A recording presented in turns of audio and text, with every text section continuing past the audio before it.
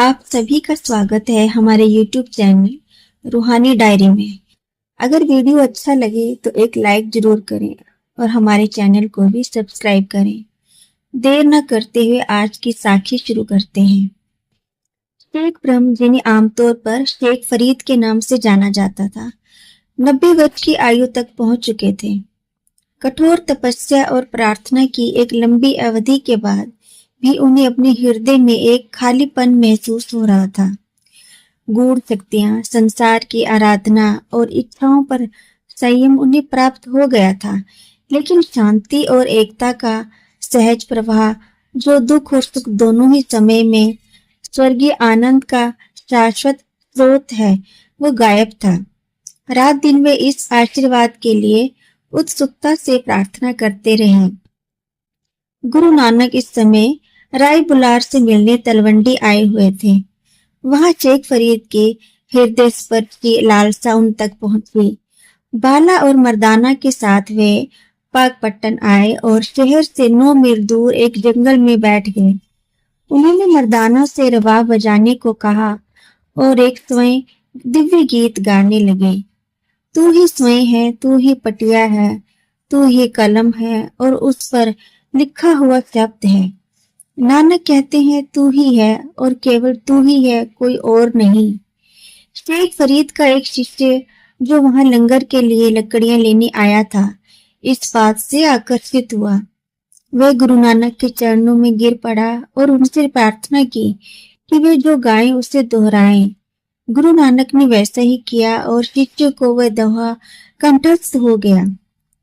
सिर पर लकड़ियों का बोझ और मस्तिष्क में दोहा गूंजता हुआ शिष्य जल्दी से पाकपट्टन पहुंचा।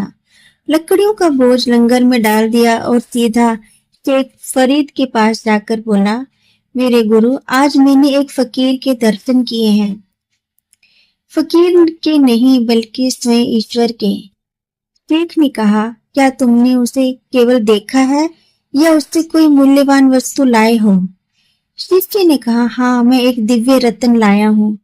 आप स्वयं हैं। ये पट्टिका, ये लेखनी और इस पर लिखा हुआ शब्द, ये आप ही हैं और केवल आप ही हैं, कोई और नहीं। पवित्र शब्दों की विद्युतीय चिंगारी शेख फरीद के हृदय को छू गई। उन्होंने अपने शिष्य को आदेश दिया कि वे उन्हें पालकी में बिठाकर गुरु नानक के पास ले जाएं। जैसे ही गुरु नानक उनकी दृष्टि में आए, शेख फरीद पालकी से उतरकर धीरे धीरे गुरु नानक की ओर चल पड़े। बड़ी श्रद्धा से उन्होंने सतगुरु के चरण छूने के लिए सिर झुकाया, लेकिन गुरुजी उठ खड़े हुए और उनके हाथों को अपने हाथों में भर लिया। फिर बड़े प्रेम से उन्होंने एक दूसरे के हाथ चूमे और बैठ गए।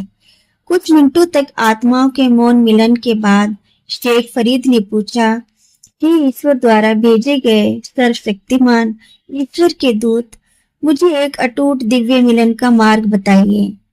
हे शेख, बाबा ने कहा, हमारी स्थिति एक सच्ची पत्नी के समान होनी चाहिए, जिसका पति दूर देशों में व्यापारिक यात्रा पर गया हो।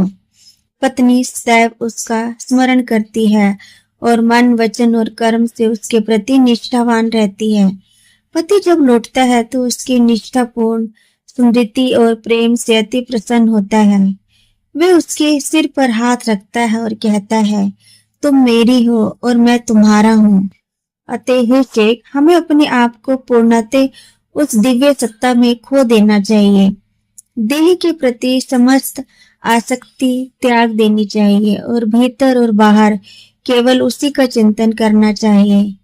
निरंतर विनम्रता, प्रार्थना, दिव्य ध्यान, अपने साथियों की सेवा को ही ईश्वर की सेवा मानना तथा प्रबुद्ध लोगों की संगति से मानव हृदय में दिव्य प्रकाश की चिंगारी प्रज्वलित करना होता है और मन प्रकाशित हो जाता है तथा भीतर और बाहर ईश्वर के अतिरिक्त और कुछ नहीं दिखाई देता। हमें सेवा और ध्यान करना है, साथ ही ये अनुभव करना है कि सेवा और ध्यान उन्हीं के हैं। इसी के साथ हम आपसे इजाजत लेते हैं। आगे मिलेंगे एक नई साखी के साथ। अगर आपको ये साखी अच्छी लगी तो इसे शेयर जरूर कीजिए ताकि ये गुरु के हर प्रेमी के पास पहुंच सके।